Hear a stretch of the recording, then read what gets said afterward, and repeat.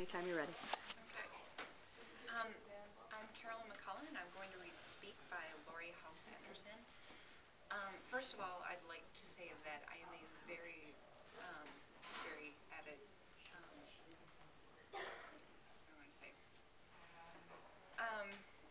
proponent, I guess, of the First Amendment. I believe that those rights are there for a reason, and we need to practice them, otherwise we will lose them. I chose to read the book Speak by Laurie, Halse, Anderson. This book was given to me in 11th grade by my English teacher, and changed my life. I know personally 2 women that have been raped, and one of them was 17 at the time. And I can't help but wonder if we had talked about this issue more, if that would have happened. Statistically, 1 in 4 women are raped or sexually molested in their lifetime. So that means that every person knows at least 3 people who this has happened to.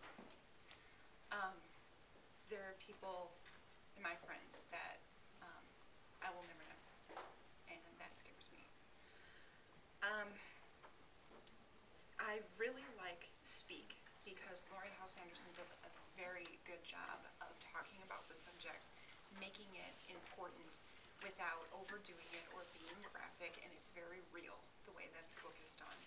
It's in a voice that is very reminiscent of a high school girl, who is the main character in this. She spends the book basically trying to tell people what happened to her. And at the end, she finally does, spoiler alert, but it's what happens in between that's really the crux of the story. To not talk about this issue is to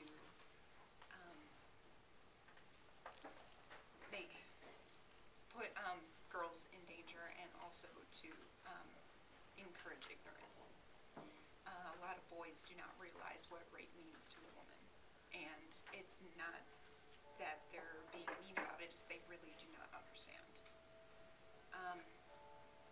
Alright, so I'm going to start by reading the first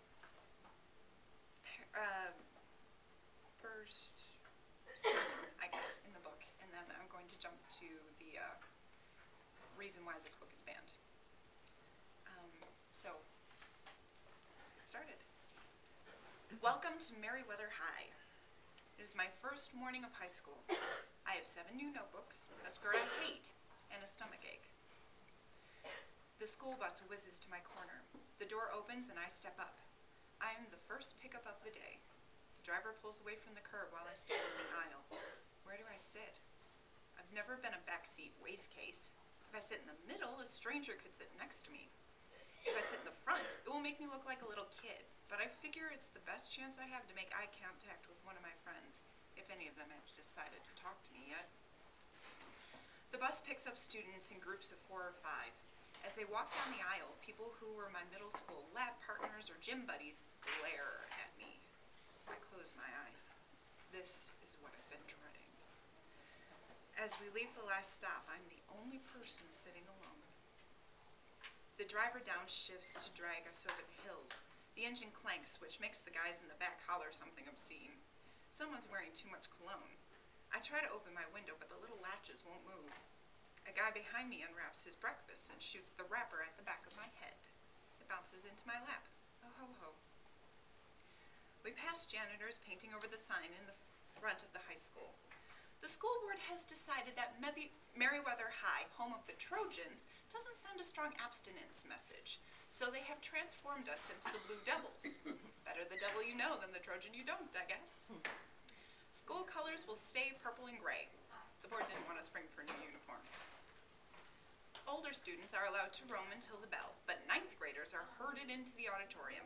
We fall into clans: jocks, country clubbers, idiot savants, cheerleaders, human waste, Eurotrash, future fascists of America, big hair chits, the Marthas, suffering artists, thespians, goths, shredders.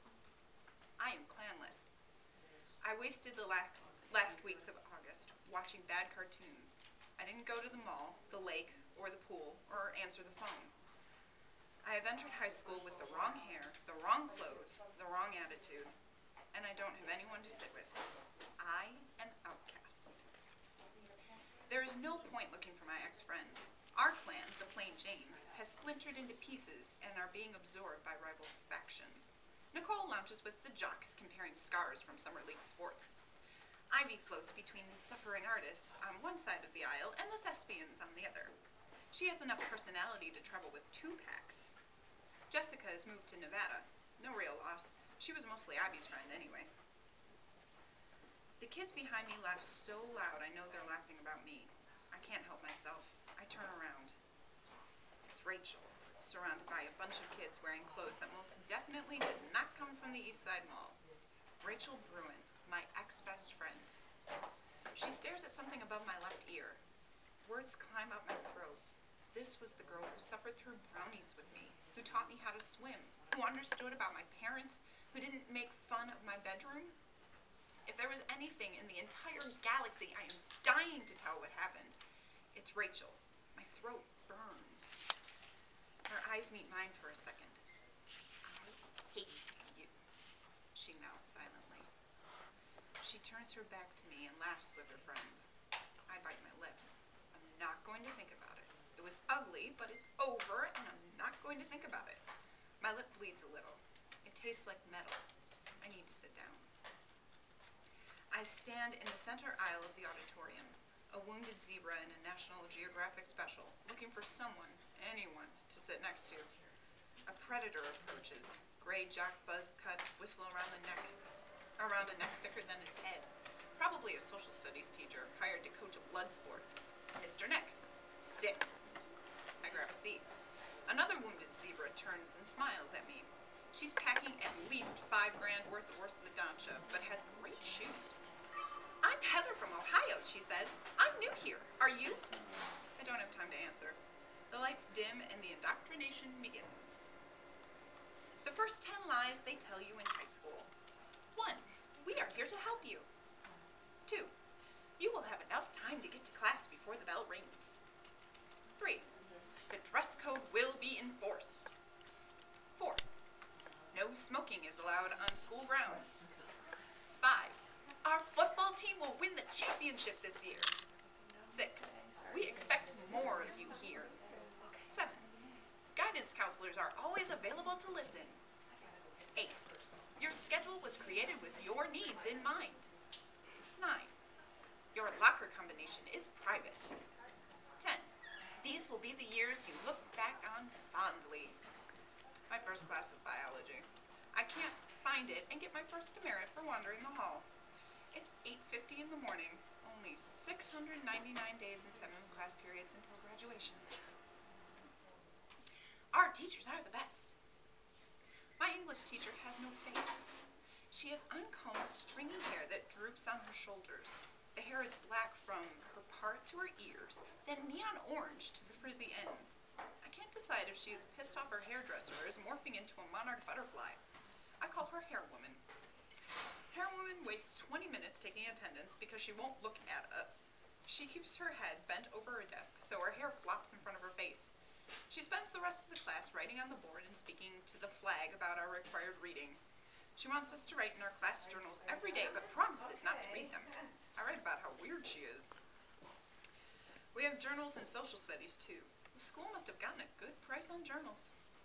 We're studying American history for the 9th time in 9 years. Another review of math skills, 1 week of Native Americans, Christopher Columbus in time for Columbus Day, the Pilgrims in time for Thanksgiving. Every year they say we're going to go right up to the present, but we always get stuck in the Industrial Revolution. We got to World War I in 7th grade. Who knew there had been a war with the whole world? We need more holidays to keep the social studies teachers on track. My social studies teacher is Mr. Neck, the same guy who growled at me to sit down in the auditorium. He remembers me fondly. I've got my eye on you. Front row. Nice seeing you again, too. I bet he suffers from post-traumatic stress disorder. Vietnam or Iraq, one of those TV wars. Spotlight. I find my locker after social studies. The lock sticks a little, but I open it. I dive into the stream of fourth period lunch students and swim down the hall to cafeteria. I know enough not to bring lunch on the first day of high school. There is no way of telling what the acceptable fashion will be. Brown bags, humble testament to suburbia, or terminal geek gear. Insulated lunch bags, hip way to save the planet, or a sign of an over-involved mother. Buying is the only solution, and it gives me time to scan the cafeteria for a friendly face or an inconspicuous corner. The hot lunch is turkey with a reconstituted dry mashed potatoes and gravy, a damp green vegetable, and a cookie. I'm not sure how to order anything else, so I just slide my tray along and let the lunch drones fill it. This 8-foot senior in front of me somehow gets 3 cheeseburgers, french fries, and 2 ho-hos without saying a word. Some sort of Morse code with his eyes, maybe. Must study this further. I follow the basketball pole into the cafeteria. I see a few friends, people I used to think were my friends, but they look away. Think fast, think fast. There's that new girl, Heather, reading by the window. I could sit across from her. Or I could crawl behind the trash can. Or maybe I could dump my lunch straight into the trash and keep moving right on out the door. The basketball pole waves to a table of friends. Of course, the basketball team. They all swear at him, a bizarre greeting practiced by athletic boys with zits. He smiles and throws a ho-ho. I try to scoot around him. A lump of potatoes and gravy hits me square in the center of my chest. All conversation stops as the entire lunchroom gawks, my face burning into their retinas. I will be forever known as that girl who got nailed by potatoes on the first day. The basketball pole apologizes and says something else, but 400 people explode in laughter, and I can't read lips. I ditch my tray and bolt for the door. I motor so fast out of the lunchroom, the track coach would have drafted me for varsity if he were around. But no, Mr. Neck has cafeteria duty. And Mr. Neck has no use for girls who can run the 100 in under 10 seconds unless they're willing to do it while holding a football. Mr. Neck, we meet again. Meet. Would he listen to, I need to go home and change, or did you see what that bozo did? Not a chance. I keep my mouth shut. Mr. Neck, where do you think you're going? Me. It's easier not to say anything. Shut your trap, button your lip, can it. All that crap you hear on TV about communication and expressing feelings is a lie. Nobody really wants to hear what you have to say. Mr. Neck makes a note in his book. I knew you were trouble the first time I saw you. I've taught here for 24 years and I can tell you what's going on in a kid's head just by looking in their eyes. No more warnings. You just earned a demerit for wandering the halls without a pass. Sanctuary. Art follows lunch like dream follows nightmare. The classroom is at the far end of the building and has long south-facing windows. The sun doesn't shine much in Syracuse, so the art room is designed to get every bit of light it can. It is dusty in a clean dirt kind of way. The floor is layered with dry splotches of paint, the walls plastered with sketches of tormented teenagers and fat puppies, the shelves crowded with clay pots. A radio plays my favorite station. Mr. Freeman is ugly. Big, old, grasshopper body like a still walking circus guy. Nose like a credit card sunk between his eyes, but he smiles at us as we file into class. He's hunched over a spinning pot. His hands are muddy red. Welcome to the only class that will teach you how to survive, he says. Welcome to art. I sit at a table close to his desk. Ivy is in this class. She sits by the door. I keep staring at her, trying to make her look at me.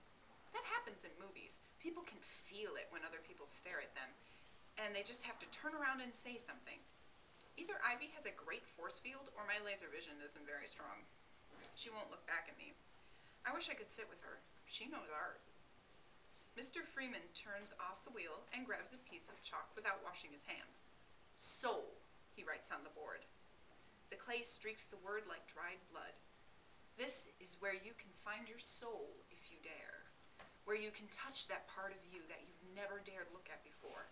Do not come here and ask me to show you how to draw a face. Ask me to help you find the wind. I sneak a peek behind me. The eyebrow telegraph is flashing fast. This guy is weird. He must see it. He must know what we were thinking. He keeps on talking. He says we will graduate knowing how to read and write because we'll spend 1,000,000 hours learning how to read and write. I could argue that point. Mr. Freeman, why not spend that time on art, painting, sculpting, charcoal, pastel, oils? Are words or numbers more important than images? Who decided this? Does algebra move you to tears? Hands raised, thinking he wants answers. Can the plural possessive express the feelings in your heart? If you don't learn art now, you will never learn to breathe. There is more.